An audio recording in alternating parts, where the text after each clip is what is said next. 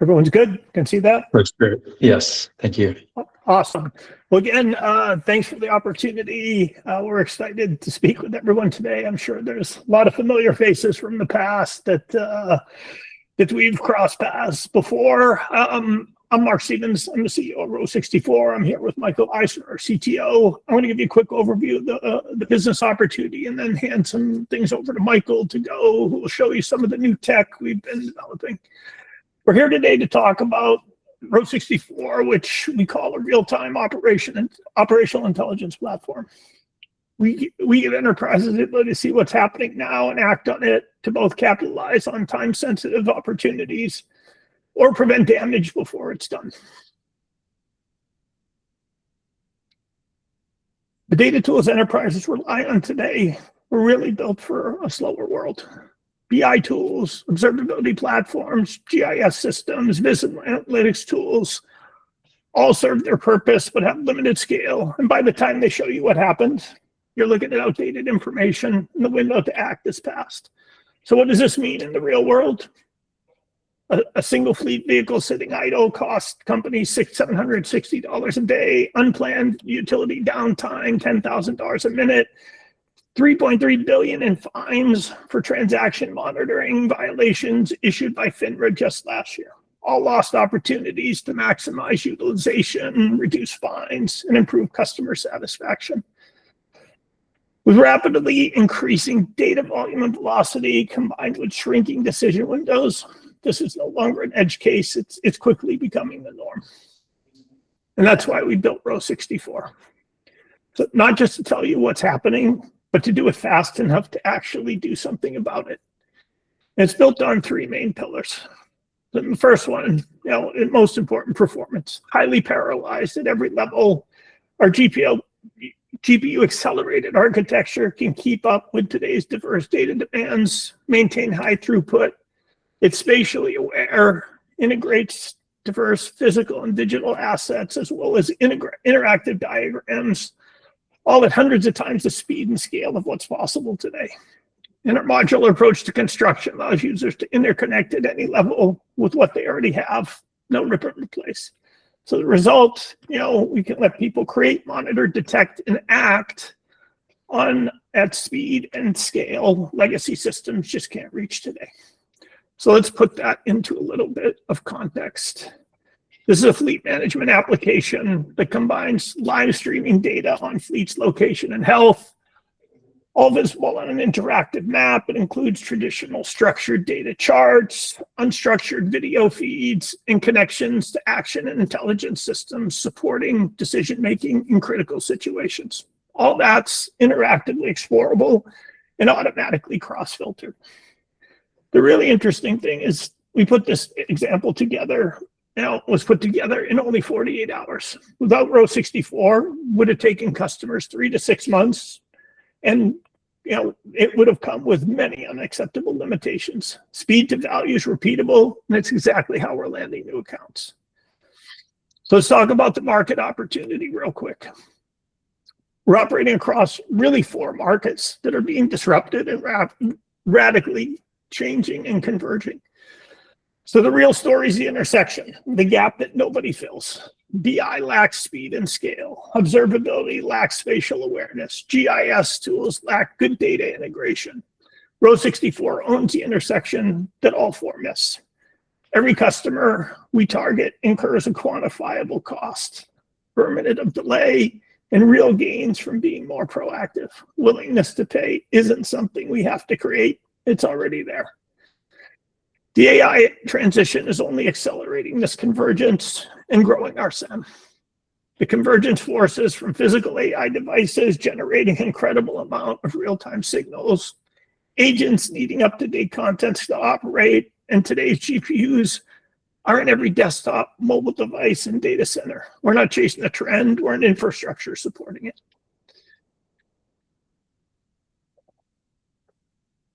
If you look at how modern data pipelines are being structured,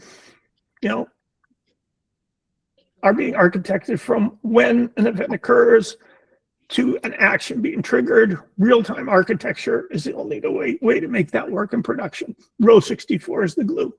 We're the feed that gets clean real-time data insights to models. We're the visual layer giving spatial context and keeping humans in control at exactly the right moment. And we're the toolbox that ships operational apps in 48 hours, not 6 months. So why does row 64 win? BI tools don't scale. Observability platforms aren't spatially aware. GIS platforms can't process maps and data at real-time speed. Any attempts are bolt-on plugins that don't work. Nobody else combines all these required components into a single easy-to-deploy package. And as we have seen, trying to assemble the parts in modern pipelines just isn't cutting it. We built a moat developing years of optimized low-level code, vertically integrated across storage, processing, networking, and graphics, small enough to run on any device, but fast enough to run at enterprise scale. That's not a feature gap for a competitor to close. That's years of architecture. We're initially exploring 4 verticals: fleet and logistics, financial services, utilities and energy, smart cities. What do these all share? Operations where seconds matter, and where the cost of getting it wrong is lots of dollars. That's not a nice to have profile. That's real urgency. Here's a bit about what we have developed in our active pipeline as we've started to build out our go-to-market. Since the beginning of the year, we're tracking over $1 million in active pipeline for 2026. Enterprise logos, real conversations, real urgency. Just, oops, sorry about that. A few of the highlights here. So we're talking to teams like one of NVIDIA's BI analytics teams looking to improve end user performance of BI tools and deploy new solutions faster to their end users.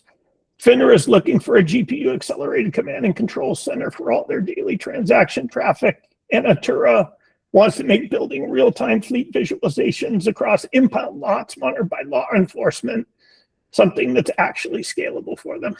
On the channel side, we also have some great partnerships coming together with companies like Northern Lights, a digital transformation service for supply chain solutions, Ingenious, who saved City National Bank $75 million in fair lending compliance costs and now looking to scale their solution out to other customers, and CVantage, who's improving activity tracking across 780 ports with some key customers like Samsung and Hyundai. The problem's real. So what's our business model? Just real quick. So we're pretty straightforward enterprise B2B, but we're server-based pricing. You know, we're working with early adopters, getting POC and pilots going for $2 to $5K a month, running those for about 3 months. And once we get into production, team production, pricing $5 to $15K a month, and then enterprise deals we expect to land in the $20 to $50K a month range. Target ACV for production deployments, you know, $60 to $150K, scaling up to $250,000 to $500,000 once those mature. So short cycles, high urgency buyers, repeatable motion. Real quick, just a little bit about the team. So, we have lots of years of experience in real-time technologies and data pipelines, dating back to the first graphics card shipped by NVIDIA in the early 90s. And we've recently been attracting some great talent to our go-to-market team and kicked that off this year. So let me just wrap up my part and then hand over to Michael for some details. So we closed a $4 million seed round last year. We're excited to allocate another $300K to the EverGreen network because we think EverGreen can be a key accelerator for us for 2026. We need to be making key enterprise customer introductions that match our ICP and getting more POCs going, and good introductions to the right ISVs and hyperscaler partners. So with that, I'm going to hand things over to Michael, and I'll let him show you some of the cool stuff that we've been putting together. Michael. Okay, here we go. Can you guys see my screen? Yes. Okay, so just to get started, I'm going to sketch out some of our work on our GPU platform. There's been an obsession with software optimized for hardware and direct to hardware, the history of our company. We have a GPU platform that runs in the data center, in browser and mobile, and on desktop and server. And so we're unique in having this platform that's a kind of jump the shark and runs well across all these platforms. A lot of places use GPU like in one way, say they use WebGL or something like that, whereas we're running it on the desktop, on the server, in the data center, on the browser. Our software is opportunistic and adaptive. So like it runs, we spent a long time running on 2012 tech and buying a lot of hardware off of eBay and getting it to run so that it adapts to those things. So, but there's an obsession with buffers, actually in a manner similar to the GPU. We'll get into that. But as a platform, what are people getting? So people generally, enterprise, these places like to work in scripting, but then they can't take advantage of display, compute, all low performance code techniques. So we have a sort of a collapsed stack. Everything is changing, coming in real time, sub-millisecond streaming. On top of that, we have a GPU dashboard, which if you can stream sub-millisecond, if you can't see it, then it's hard to correct or understand what's happening. Talking about the work we're doing this year, our active work, we're writing a vector tiler, and we do these living diagrams. So living diagram, think of an org chart. The data is flowing and changing on the org chart, but the form of it is changing as well. So this dynamic geography, if you think about tilers, they're often just running in the browser. We're breaking ground, having the tiler go direct to GPU, for example. So there's a lot of innovation happening there. Now you collapse that stack down, and then we make it easy for people to write their Python, using our Python API, their Python flowing analytical thing, and then over the top layer on their stuff. So like Mark's saying, we're sort of a kit of parts where you have this super powerful record-breaking low latency object, and then you're adding your enterprise for extra enterprise for government. So our background, we started off focused on the user aspect, like being able to do quick drill in and figure out all these details, pull in all this sort of visual communication aspects of it. And as a company now, we've pretty well, that stage is complete. And we're very focused on a completely automated platform. We are modular and granular, so every detail can be changed. So then you can have, for example, an analytics UI that's different for different teams, different members of the company, different projects, for example. So when you look at that, Mark showed this example on the left, which is all running in JavaScript. And here you can see like working with government or things like that, people want to step into the buildings to see the CAD, to see the 3D, to see all the context in a unique way. So you get the speed, we've kind of baked in the performance.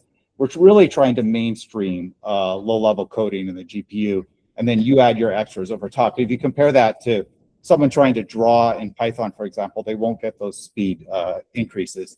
So our obsession, the whole platform runs, is basically modeled around GPU buffers. We are obsessed with single copy submissions, like having data form itself in a manner that just goes great to the GPU one shot, and everything's extremely fast. So we have this, the whole platform, every detail runs on these dictionaries of contiguous bytes, not just POD, but like complex structures. And there's no parsing, there's no delimiters, everything just comes in and is immediately goes to the display. So when you look at what that, think about what that looks like, you're looking at sub-millisecond streaming coming in underneath, but then over top, the people interacting with these platforms are making decisions, or drilling in on data. So it's this incredibly complex synchronization problem of having all this flowing, merging data coming in, and then the user working on that. So it took us a long time to get that working, but it's up and running well now. So that it's from the user side, they're creating dashboards, they're creating these mini apps for communication. But then on the API side, it's using generative techniques to solve problems. So that goes to dashboards, but more and more our company is being focused on, we're a platform for startups. We're a platform for enterprise spine, an app running the whole enterprise. And if you have things running at this speed, it's the best place for the nexus point. And so just looking at where we're going, we're looking to break new ground in streaming. We want to break speed records of pulling in stuff from fleets, from drones, from location services. Location is an area where everything is dynamic and changing a lot. For example, government vehicles, for example, they need to track those and understand where they are, and then connecting to the Snowflakes and Databricks of the world at high speed. The things that are using databases for streaming, they're limited in their performance. They really can't get below 2 seconds. And so we function as a front end. We're really the only company that's doing display of real-time data. When you get below the 2-second update rate, the display problem becomes extremely difficult. And we're going to continue to break ground in this area. When you look at geo analysis like this, for example, this is Esri, think about Mapbox, Google Maps, things like that. They start to break down when they integrate maps and data. So you see they're streaming the data into the tiler, and they're not using like a continuous GPU space. The top game engines in the world, like I worked on the Call of Duty team at Activision, top game engines in the world know how to solve this. You have like a tile-based GPU system where things are coming in and out. So we use these, we worked in the game industry for a long time. We were using early SGIs. We were part of Jurassic Park support at Softimage. In terms of NVIDIA, we were beta and alpha users when CUDA started. So that gives you kind of a picture of our background. And so then when you're looking at the aggregation on maps, you're pulling together streaming, real-time synthesis. So the simple stuff is direct, but that pushes into aggregation and composite. We're talking with cities, for example, where they want to aggregate all their water data. And that's both from sensors, and that's from this EPA net flow systems. And then there's this sort of global composite that's making decisions, sending alerts, and streaming it, visualizing it, giving warnings. And so if you think when streaming is not just receiving information, streaming is making decisions. So if you think about geofencing, for example, this bus is moving around New York City. You have the geofencing, and then you know when it was supposed to arrive, you know when it actually arrived, you can send events. And so you become the platform for real time. So the streaming comes in, but you're the platform for the decision making. And then things that are slower, like the databases, like Snowflake and Databricks, they can sit over top of that. So there's a lot of opportunity for breaking ground then. I'll just so quickly, there's a bunch of stuff. Things are changing, and the way the world is running is changing. It's moving into more like a systems-based real-time approach. The people who are doing that are basically prevailing in the market. And so this kind of real-time state changing system, which you can see here, this is Orlando Engineering Analytics, but they want to track in streaming. Conventional streaming has the problem that they dispose of their state. And so we're pushing to get these wide windows where the decision making is happening in the feed. So that's sort of a new way of thinking, where you can see we have two kinds of these streaming appliances. One is pipeline based, where you're doing these low-level analytics analysis, and the other is like a whole system where it comes in as one chunk, and then you stream it out. So that's my overview. I can drill in on any topic, but that's kind of the overview. Great, thanks, Michael. Yeah, good time. There's a set of questions, so why don't I just throw them out, and Michael, you and Mark decide how you're going to handle them. So the question is Row 64, is it an augmentation or is it a rip and replace of existing platforms? And how much of that is a barrier to entry in your situations? I would say both. Like we can replace, you can use it as a full platform, but then people tend to want to solve one area as a kind of a pilot. So I would say streaming is the area that the performance is absolutely unique with Row 64. Like if you take like a Tableau or a Power BI, they really struggle on things involving real time.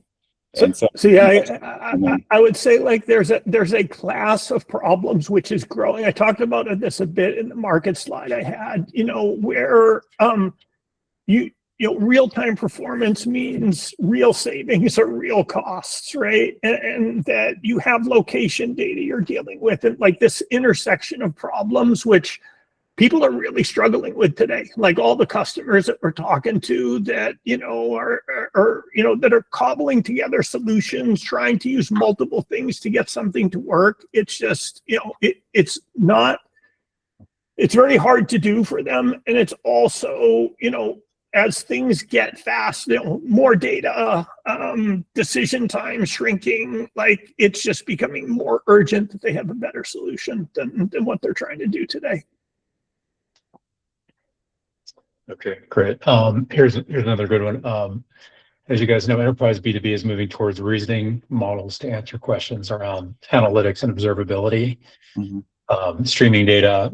ClickHouse does this very well. How do you differentiate from the existing analytics and observability solutions today? Well, I would say that when you look at some of the observability solutions, right? Like it's just when you need to combine multiple things. You need to combine spatial location information. You need to combine traditional data sources. You need to combine real-time streaming, right, into a single environment. Like no one platform is doing that well at this scale, right? I think that's where we really can differentiate ourselves, and that's why we built things very modular, because we see that that there's not going to be one model to rule them all about where you're going to get your intelligence from, and that you have to go out to. So we tried to build things in a way that is going to be easy to connect in existing systems and models that are built, depending upon the industry or the environment that you're in. You can think of us like a monitor or display front end for those reasoning models that you still want people to confirm what's happening, to see what's happening in real time. You want the context of the map or the diagram. And so we're pulling the human into the loop, the notification side of the way things are changing. And those models are moving fast. Like they can make big decisions very quickly. And so that allows people to be informed.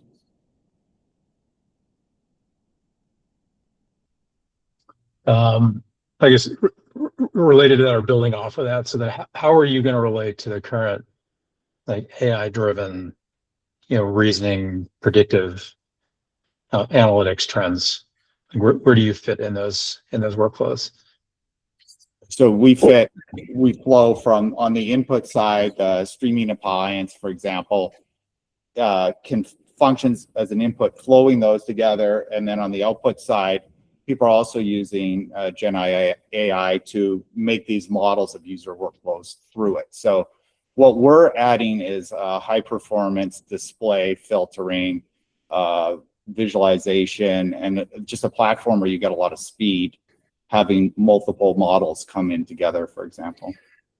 Yeah, I think we can, one of the things we can do is that we can create, clean insights and context for a lot of these for a lot of these models that are being created in real time, right? So, you're going to have lots of data coming in from many sources, and that the how that data is prepped and made ready and given context for these models is going to be critically important. And I think we're in a great spot to be able to do that.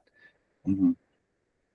I think this may be our last question, and time is good here. So similar, like how are government agencies or enterprises doing this real-time monitoring today? And then why would they use Row 64 versus those current solutions? So they must be getting by somehow today. They're struggling. Like if you take the GSA, for example, they have a fleet of 300,000 cars, and they have a very difficult time managing it. And GSA is the largest property manager in the world. So they want to integrate the GIS map style stuff with the CAD layer, and they can't. So then they're getting reprimanded for not tracking it at the detail level they would like.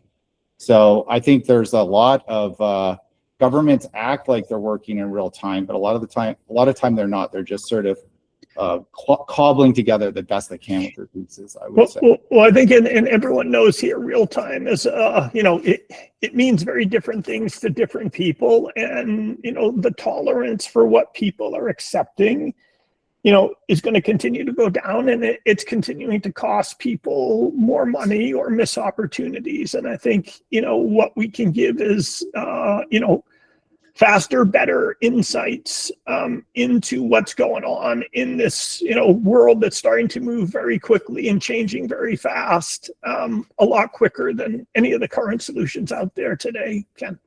Yeah, I would say in that area, like one thing people do is they forego the global context.